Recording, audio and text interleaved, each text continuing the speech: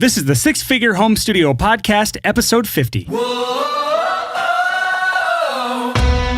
listening to the Six Figure Home Studio Podcast, the #1 resource for running a profitable home recording studio. Now your hosts, Brian Hood and Chris Graham. Welcome back to another episode of the Six Figure Home Studio Podcast. I am Brian Hood. I'm here with my co-host, Chris Graham. Hey, Chris, buddy. Hey. How you doing today? I'm great. We're on Facebook Live right now, and this is exciting and requires me to multitask. You're not allowed to actually pay attention to Facebook Live. Yeah. People that are watching live know this. People that are listening later don't know this. I just said you have to ignore your phone for the rest of this podcast recording so that you're not pulled out of the episode like, ooh, a squirrel, ooh, a comment, ooh, a compliment. Because that's how our brains work. It's so true. We both are ADD. But yeah, this episode, we're recording it live. If you missed it, it was on our Facebook community, which you can get to by just searching for the Six Figure Home Studio community in Facebook. We like to try to do stuff like this sometimes. We may not make this a thing we do every time. As a matter of fact, I know we're probably not going to do this for every episode, but for episode 50, it's a special episode. It's a good round number. We're definitely going to do that for this episode. So this is what we're doing. So today's topic is something that we formulated with the community. We had a few ideas we were pitching to each other. We were working within the comments. We were getting some ideas and feedback, and we came up with the idea of today's episode. And the topic of today's episode is what to do when an artist wants to record themselves instead of working with you, or mix themselves or master themselves, whatever service you offer. If they want to do it themselves instead of working with you, what do you do? I know this is a problem that a lot of people have struggled with. This is a problem that many of my students have expressed frustration and angst and anger with because so many more people are starting to record their own work now. The barrier to entry to recording and mixing and mastering is so low now compared to what it was 10, 15, 20 years ago that a lot of people are doing it themselves. And so what do you do in the scenario where you are talking to an artist, they're a great fit for you, you know they would be good at your studio, that it would be a good quality product, but they want to do it themselves and they don't want to work with you. What do you do? So I think we got a lot of good stuff to talk about today, Chris. Yeah, for sure. First and foremost, just to point out, when it's you and someone else are the only two recording studios in town or the only two that do a certain style of music, and someone's trying to decide, should I record with you or should I record with the other studio? That's a specific type of challenge to figure out how to differentiate yourself from other studios. Which we talked about in episode number 49 of the Six Figure Home Studio Podcast, which you can check last week's episode for that. So it's a little different when you have a client and they're saying, well, you know, you are fill in the blank, let's say $1,500 to do this project with. I could record with you or I could buy my own gear and record myself. This is very different. And initially, our instinct as engineers is to be like, don't do that. That's a terrible idea. And I think it's healthy to initially resist that. Hear me out, guys. Here's why. People having the freedom to create their own art on their own terms is freaking awesome. That's incredible. And it's happening, man. And to pull a phrase from Graham Cochran's book, there is a recording revolution happening right now. And that recording revolution has a lot to do with self-recording. That's cool. So to immediately respond to an artist and say, oh man, you're so dumb. Oh, it's going to be terrible. That's not a healthy way to respond. Or to just go into a Facebook community and say, God, I'm so sick of all these bands recording themselves and getting this amateur record. Like, just bitching about it is not helping the situation either. That's not a healthy response to this situation. And in my opinion, and this is a strong opinion that I hold, you either have to adapt or die. That's one thing. But second of all, the stuff we're going to talk about today, I think is the healthy way to approach this scenario when this happens to you inevitably. Yeah. And the big thing here is we're not talking about doom and gloom, dark clouds in the sky, the industry's coming to an end. That's not the case. It's just changing. It's done it before, it'll do it again. And the big idea here, just sort of like opening the kimono a little bit here.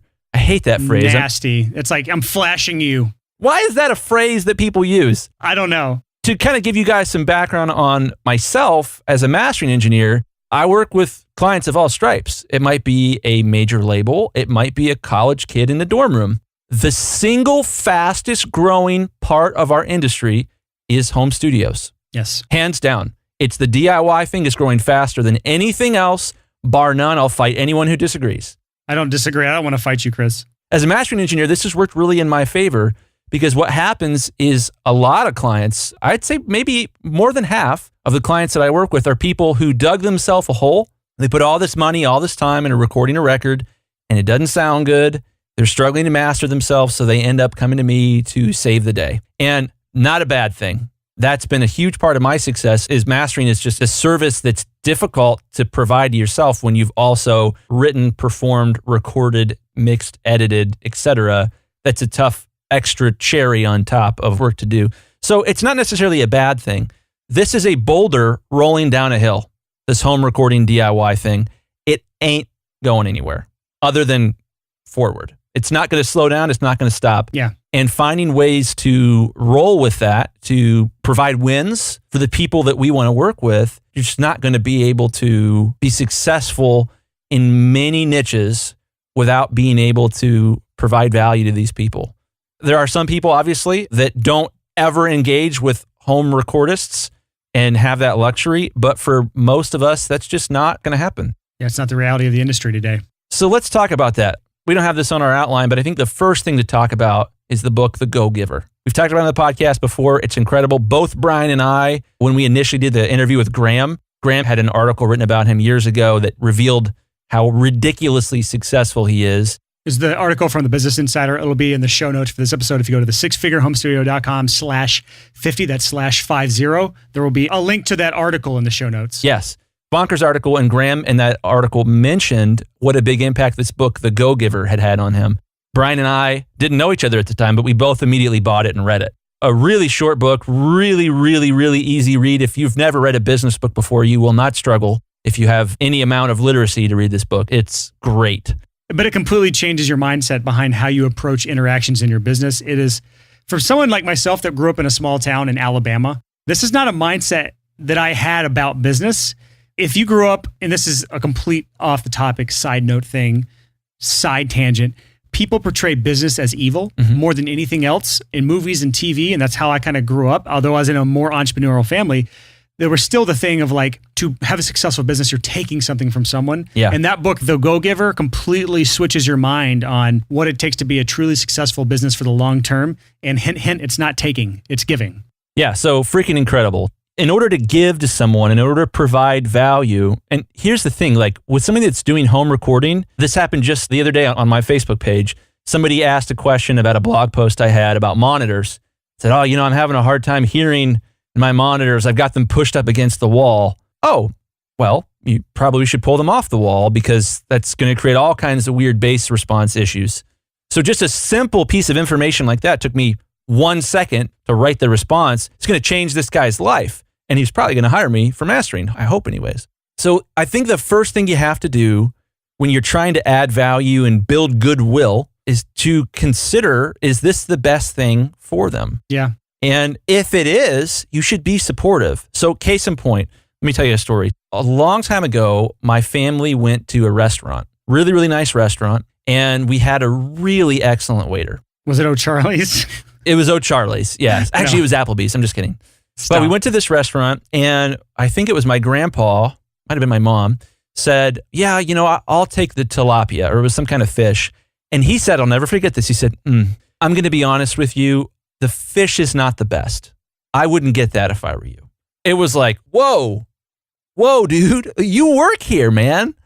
But then it occurred to me, I could kind of see this twinkle in his eye because the fish wasn't good. But he had candor, and he told the truth, and we ordered something different, and he got a really big tip that he was so honest and so forthcoming to be like, that's not the best. So there's an opportunity for you guys here to be able to say, well, I'll tell you what, recording your guitars on your own, totally doable, not insanely challenging.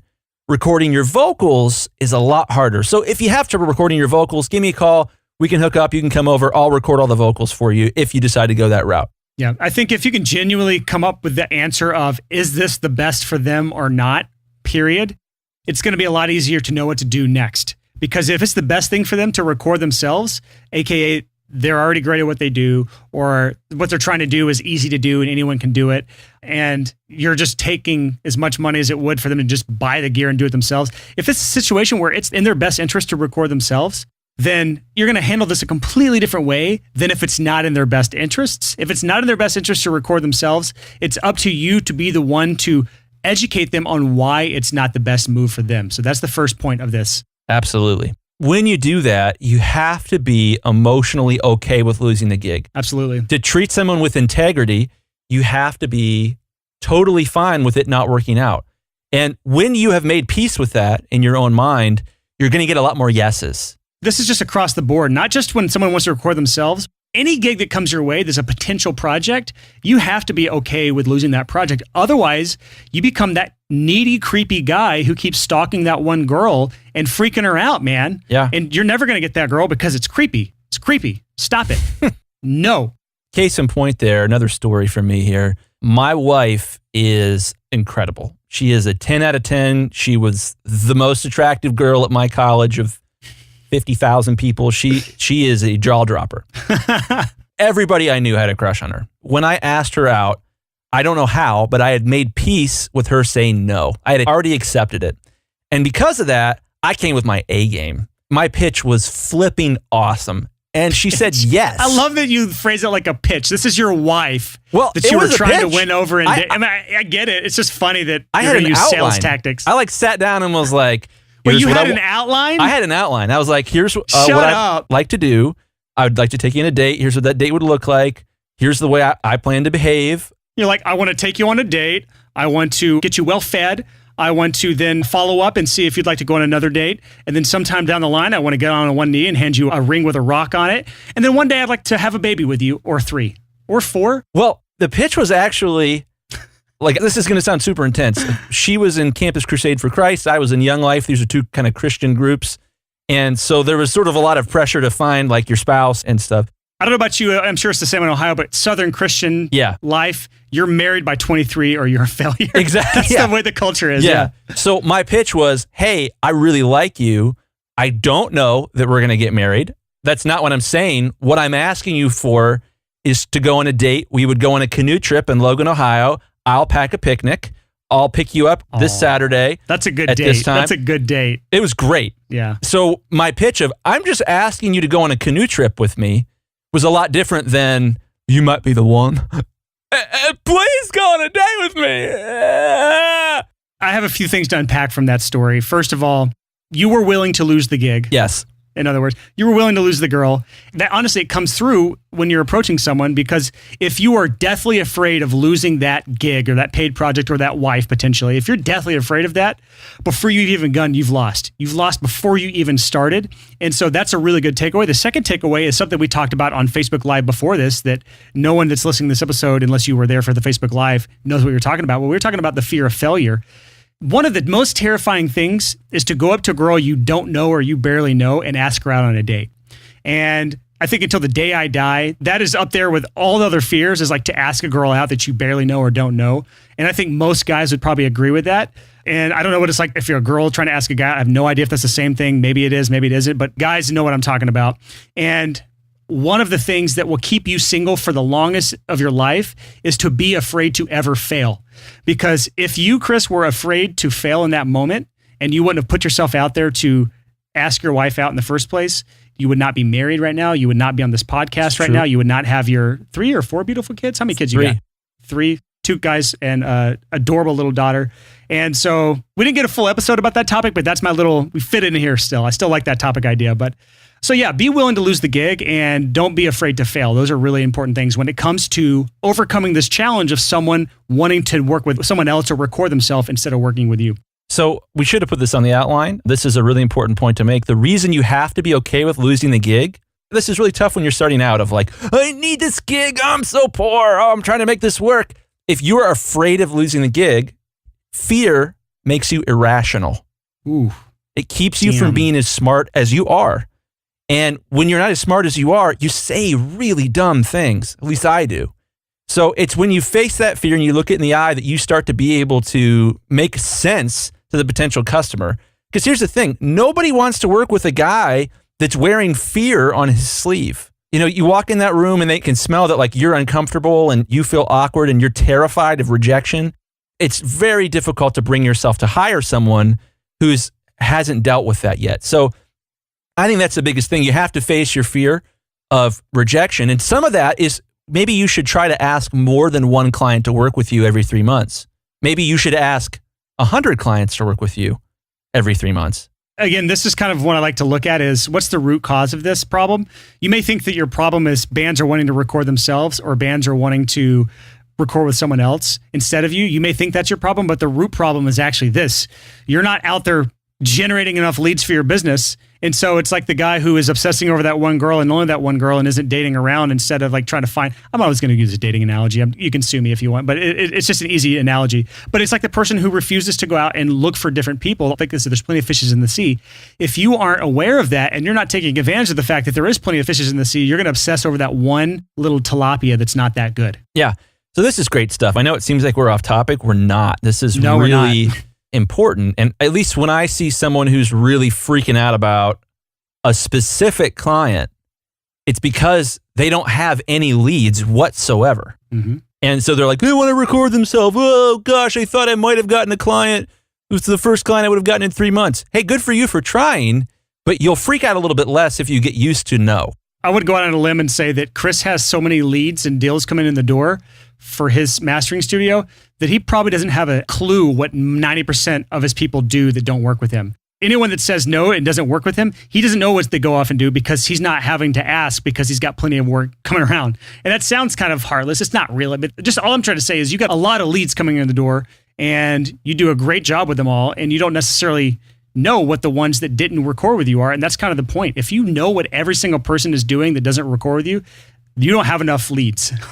Yeah, amen. And so here's the component of that is that when you have enough leads and you don't need to push anyone to work with you, your projects go better because these are willing, excited, passionate customers. When you are really convincing and really salesman-y and you're like, yeah, work with me. Oh, I'll do this and I'll do that. And it gets really difficult to actually run your business because you got difficult clients in the door when what you should have done was got way more leads and got the easy leads, the people that are like, oh yeah, absolutely, you're great. Those people are easier to work with. And what kills an audio business is when all you have is bad clients, when all you have are dramatic, difficult, picky, well, not necessarily picky, but people that are difficult to work with. It makes it impossible to make a decent hourly wage because you spend all your time putting out fires and dealing with weird issues. Yeah, so if you're kind of wondering what we're talking about, we're using some sales terms here, leads and stuff. Go back to episode number 42 of the Six Figure Home Studio podcast, where we have a 2-part series on how to get more clients for your studio. We're talking about what to do when clients are working with competitors or when clients are recording themselves instead of working with you. But at the end of the day, most of the cases of this, it's because you don't have enough leads. So go back and listen to that 2-part episode. But let's just go into it. Let's just say that you understand, is this the best thing for them, either recording themselves or recording with you? You understand that, and you are willing to lose the gig. So now the next step in what to do in the situation when a band is not recording with you, when a band is recording themselves or recording with your competitor, what do you do in that situation? Best thing to do in the situation, Chris, I believe, is if you can, try to find out why they want to do that. Why do they want to record themselves instead of record with you? Or why do they want to try to master their own songs or mix their own songs instead of having you mix or master? Yeah, this seems like it's so simple that it can't possibly be the most important thing. It's without a doubt the most important thing. Not just in audio, but in any sort of business relationship. When you're providing a service and they want to work with somebody else or they want to do it themselves or whatever it happens to be, the answer is questions. Let me say that again. When you have this issue, the answer is questions. Ask more questions. Ask more questions. Easiest thing in the world is to say, hey, that's awesome. You know, record yourself. I'm excited you're making music, man. Tell me about that. Tell me what you hope to record. How many songs is it going to be? When are you hoping to release? What records are you trying to sound like? Just tell me your story as an artist and what you hope to do, what you hope to make. Best case scenario. Let them talk. Get them to tell you their story. People open up. If you are interested in them, people open up. There's nothing a musician loves more than telling someone their story. That is not an insult. That's true across the board for almost all humans. People love to talk about themselves. Musicians, more than anybody else, maybe on earth, want to tell you their story. That's a big reason they became a musician in the first place. They want to tell their story with music. So when they start to tell you their story, you can start to pick out little nuggets of either assumptions they've made that are incorrect or opportunities to help them execute on their dream of recording this record. So I would say, let's tackle assumptions first here. If somebody says to you, yeah, I'm going to record my own record, a good question is, oh, cool. All right. Well, what are you going to record it with? What kind of gear do you have? That's a really good follow-up question. Well, I've got the blue snowball. Okay. And what record do you want to sound like? Nickelback. Okay. So that question is great for you to say, you're going to have a hard time with that mic for many reasons, but that mic is not going to help you on any level sound like that record that you want to sound like. Not to hate on Blue and the Snowball. It's great. That's a cool mic, but it is cool for certain reasons, and recording professional sounding music is not one of them. So asking that question, well, how do you plan to do it, is super interesting. This is especially interesting when someone's never recorded themselves and they're thinking about making the jump into home studio world. It's a little different if they're like, well, I've recorded the last 50 songs that I've released myself. Oh, really? That's interesting. Well, why are you thinking about hiring a professional after recording those 50 songs and releasing them yourself? Then you get to the meat. What are they struggling with? What is their, and here's the business term, pain point? Ooh, that's a good term. I like that term. What is their pain point? And if you can figure that out, they're like, well, I love recording myself. It's really great. My vocals just never sound the way I wish they would. Oh, okay, now we're talking. And I think this is a good opportunity for us to move into the adding value. I want to actually pause here before we move to the next section. And that is this. When you start to investigate on why they want to do what they're going to do, why they want to record themselves, I think there's one thing you have to actually ask yourself, and this is maybe something we should discuss even at the very beginning, is what you're doing as a service, the services you offer, are they going to be around 5 to 10 years from now? Ooh, great question. Are you in a shrinking niche? Are you in a shrinking industry? The demand is falling instead of growing. If that's the situation, this may be the time where you need to analyze and understand, is this something I should keep doing at all? Do I need to start learning skills that are actually in demand versus doubling down on a skill that is in a shrinking field, in a shrinking niche, in a dying industry? So completely understand that if you're going to stay in an area that you're comfortable with, you may not last long. You have to get outside of your comfort zone. So that's just something to kind of keep in mind when dealing with this problem that a lot of people are dealing with, is understanding, am I doing the best thing that I could be doing right now? And do I need to be shifting into something else for the future? Yeah. Well, and that hits me between the eyes, because as a mastering engineer, all of you that are professional audio engineers, when I say lander, you can't help but giggle Yeah. because of how terrible it is. But that doesn't mean it will be terrible in 10 years. I'm not saying that mastering will go extinct. I don't necessarily think that's the case, but it is possible. And there's certainly a large portion of the market, an undiscerning portion of the market, but still people with money that have opted to go the lander route. And that's a thing. That definitely has an impact. Yeah, I mean, I only hire lander to do my masters. I don't know about you, but I'm going to give a little secret out here. Chris puts all of the mastering work he gets into lander, and that's how he... Yeah, it's a great business tip. Yeah, He just has a get them to send you the file. The file goes through Zapier into lander, then back to the customer. There's a business for you. Don't do that. I'm actually working on analog lander. It's just like lander, but it's totally analog. So like you plug your output into a phone line and your audio comes to my... Anyways, forthcoming. One of the businesses I'm working on. Actually, there is a business that does sort of something like that, but it's not lander. It's like you rent analog gear remotely and then... Yeah, I'm on their beta list. I tested it out and I have no input on that right now. I don't know how they are. Let's move on here and talk about what you do once you've discovered why they're wanting to record themselves. And this is really the meat of this whole episode, is having this subtle mind shift. Instead of what can I do to get them to pay me, shifting your mindset to how can I add value to this person? How can I help them in any way, shape, or form? And a lot of times you can do this with the smallest amount of effort. Like Chris talked about earlier in the episode when he was talking about the engineer that was having bass problems with his speakers and they were just in the corner, and it took him 3 seconds to say, hey, dude, just move your speakers out of the corner and you'll be good to go. That took about a second, just a modicum of effort from Chris to do, but it helped him out immensely. And that's a way of adding value, a disproportionate amount of value for how little work you put into it. Yeah. So the funny thing here, and I think a good place to take home as we move into these next ways to add value, you don't need to be a good storyteller with these types of leads. What you need to be is a good listener and a good question asker, and get them to tell you their story, and then find ways to add value and make offerings of piecemeal services. Yeah, and by the way, what Chris is talking about, asking questions to the artist, you're not going to find out any ways to add value if you skip that part. Yeah. You can't assume anything when it comes to someone recording themselves or someone mixing themselves or someone mastering themselves. It is up to you to make sure you are asking the right questions, because A, that establishes some sort of relationship. It shows interest in that artist. And then B, it also helps you dig to the root problem, not just the surface level. Yeah, I love this. And I think my misconception about business and sales was always that sales is about what you say. It's not. It's about what you ask. I love that. And man, that's the man I want to be. That's the world I want to live in, where people are telling me their story. We're having interactions. They feel valued. Yes. They feel cared about. And that we have an opportunity for a real relationship there, as opposed to just coming right out of the gates. Here's why you should work with me. I'm good at this. You're a fool if you think you can do it by yourself. Blah, blah, blah, blah. Pitch, bullet point, bullet point, bullet point. Give me money. Yeah.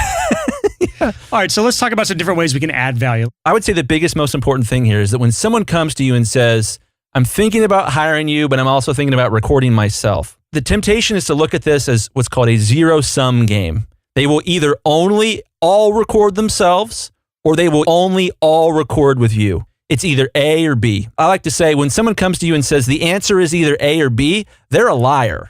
And they're evil, and you should run away from them. Sort of like it's either Republicans or Democrats. It's one or the other. That is a really good point, is people tend to gravitate towards extremes. That's just society, but it's not reality. It's a fallacy. It's this A or B. It's not reality. So I think the initial thing is to use your creativity, because guess what? You're in the creative industry. You're a music guy or a music girl. You are a creative, and a creative find ways to take its A or B, and they create a C. When we talk about adding value, we're talking about creating a third option here. So it's not just about talking them 100% out of don't buy a home studio, don't buy a mic, hire me or else you'll be embarrassed and all your friends will think you're a terrible musician and your wife will leave you and blah, blah, blah, blah. Fear-based marketing. Yeah, it doesn't have to be a zero-sum game. So this adding value thing is coming up with A or B. How does this look for the average listener? Absolutely. So I would say if someone comes to you and says, I'm thinking about, let's just for the sake of argument say that the listener is someone who provides services, one size fits all. You know, we record, we mix, we edit, we master, et cetera. Because I would say that's probably the largest, would you say that's the largest kind of group in our listenership? They do sort of everything? Yeah, I'd say most people do a combination of services versus niching down by service. A lot of people, they'll do multiple services within one genre if they are niching down. Very few, I'd say. There are some, but it's a smaller percentage niche down by service. Right. So if you provide more than one service and you're talking to someone who is proposing recording themselves or recording with you, don't look at it as a zero-sum game. Don't try to talk them out of it. Try to figure out first and foremost why they want to do that. And recognize that there's a hierarchy of difficulty in recording yourself. I would say, without a doubt, the most difficult thing to do is to master yourself. Some might disagree. I disagree, but sure. Well, I would say the psychologically most difficult thing to do is master yourself. Fair enough. People typically go down weird rabbit holes and they get in a loop. For people that record real drums, I think that's the hardest thing to do yourself. In your genre, yes. If it's a really heavily live drum focused thing, that's really, really impossibly difficult to do by yourself. If big, shiny, sparkly, crisp, perfect drums are your thing, unless you're going the loop route, good luck with a live drummer without a professional. Okay, so there's mastering, I think is pretty difficult. Recording drums is really difficult. Getting great vocal tone is really, really difficult. Mixing as a whole is not quite as difficult as just mixing vocals, in my opinion. Everybody in the world knows what a vocal is supposed to sound like, even a 2-year-old. So if the vocal isn't perfect, everybody knows. That's hard to pull off. So looking at this hierarchy of difficulty within home recording and to recognize, well, you're probably going to have trouble with your live drums. Oh, you want to have your drummer play on your record and you want to record yourself. Opportunity right there to say, well, why don't you guys come to my studio? You can record drums with me. You're going to struggle with that. I'll tell you what, I'll even mix the drums for you and give you pre-mixed stems. I want to pause you right here, though. This is something I talk about a lot with my students is that's called going for the killer. That's called throwing your name in the hat. That's actually asking for value from someone. Although you are hopefully providing them better value than they can give themselves, I actually like doing whatever you can. Before you ever ask them to come record drums with you or whatever service you're trying to do, I actually like a lot more for you to try to help them achieve whatever they're trying to achieve, no strings attached first. So if someone is trying to record their album, You're going to ask, hey, what kind of gear are you working with? What is kind of the process behind what you're doing? And see where you can help them with the knowledge that you have and the resources that you have. And then if there's a point after you've added value first up front where it makes sense to throw your name in the hat like Chris just talked about, only then do you actually do that. I like that. Well, that's a more intense version of the Go-Giver to specifically coach them with no expectation of anything in return. And sometimes you don't necessarily have to coach them, by the way. You can just offer, hey, that's awesome to hear. If you have issues with that interface or if you have any issues, with your vocals, let me know. I'd love to help out. Or if there's any questions you have while you're doing this, I'm happy to answer them. As long as obviously your experience level is at the point where it is understood that you are better than them. You know what I'm saying? Like, yeah. If someone offers me advice and they're like brand new, then I'm going to look at them with like, get out of here.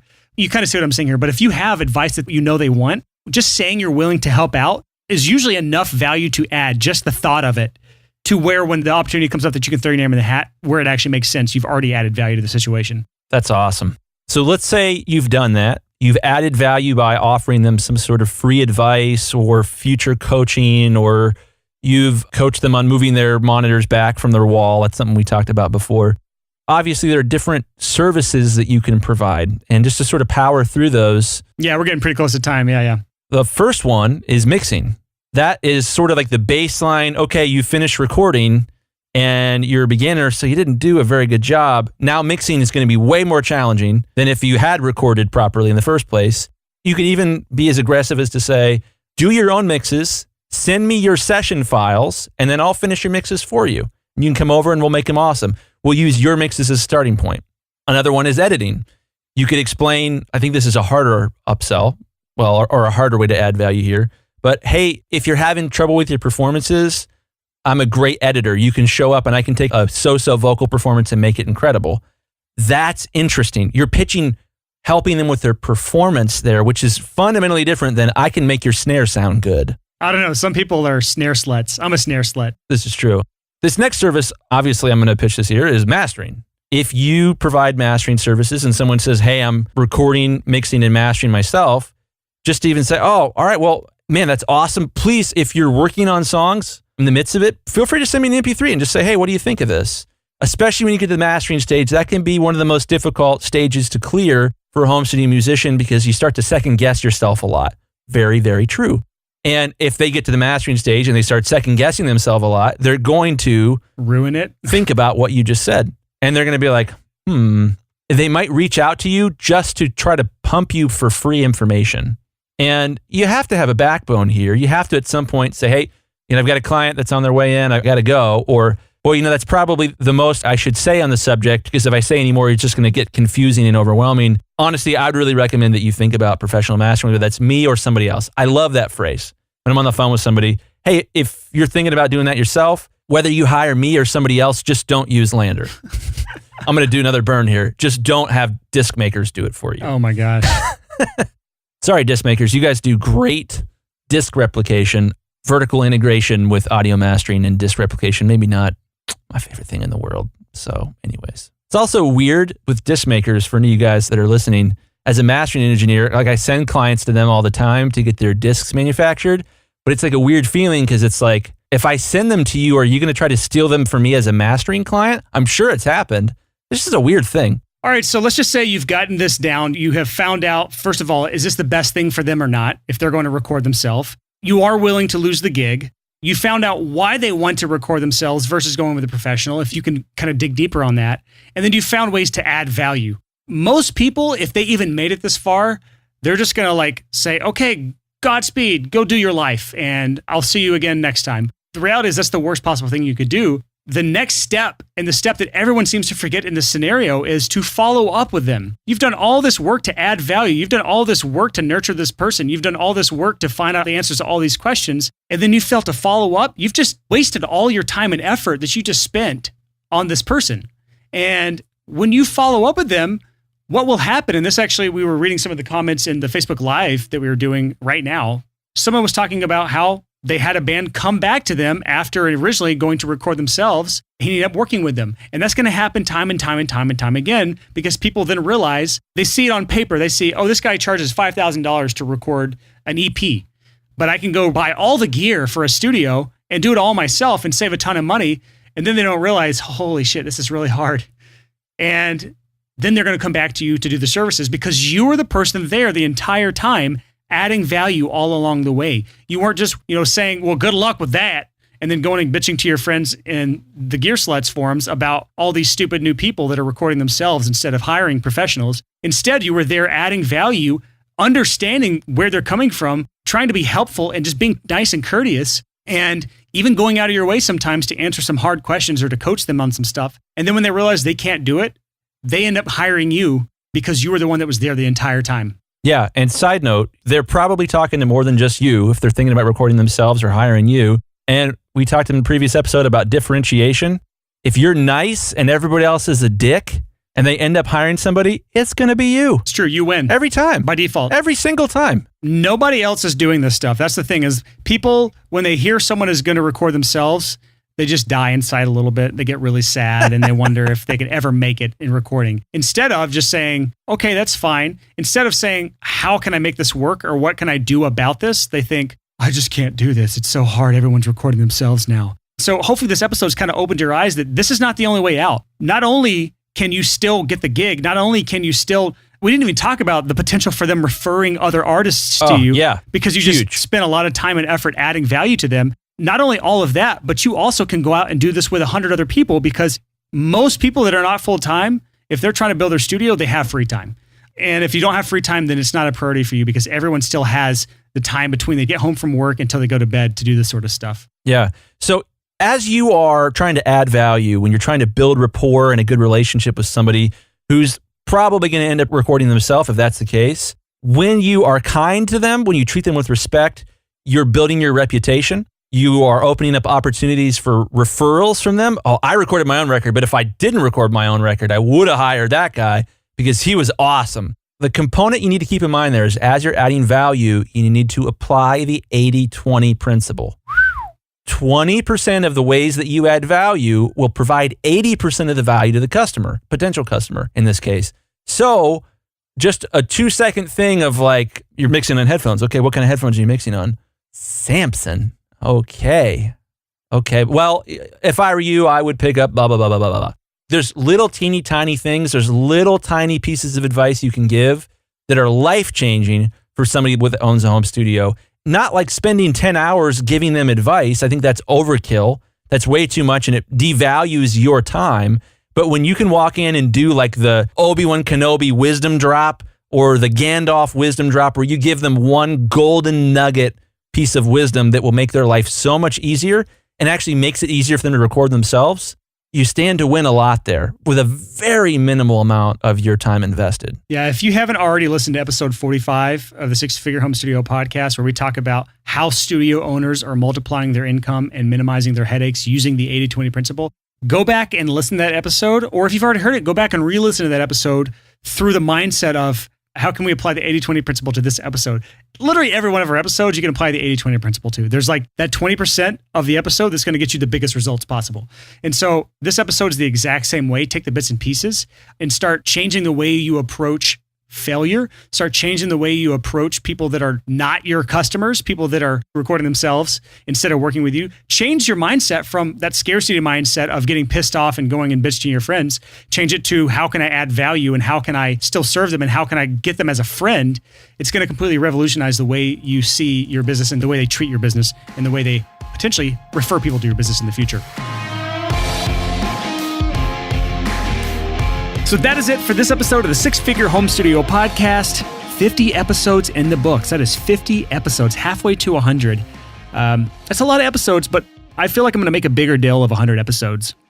Either way, thank you so much for sticking around for this many episodes. Next week at 6 a.m., bright and early Tuesday morning, we have another episode going live. And this is, we're starting off the second 50 episodes with a pretty serious topic. And this is the topic of relationships. Why are audio professionals typically horrible at relationships? We're not just talking about romantic relationships, although we do talk about that, but we're also just talking about friendships, deep, meaningful friendships. So next week, Chris and I deep dive on the discussion of why it seems that audio professionals are typically bad at relationships.